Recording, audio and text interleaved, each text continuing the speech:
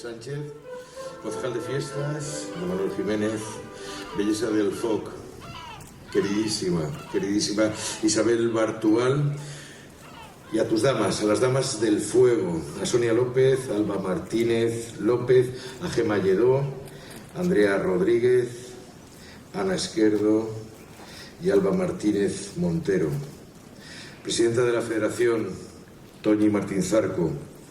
Compañeros de corporación, candidatas al título de Belleza del FOC de Alacant.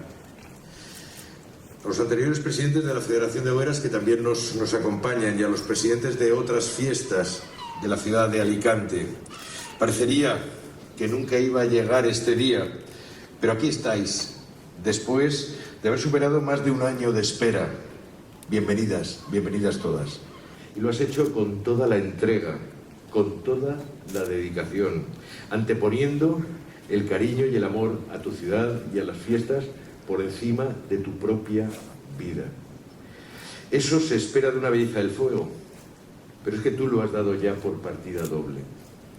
Esa es tu grandeza. Así pasas a la historia de esta ciudad.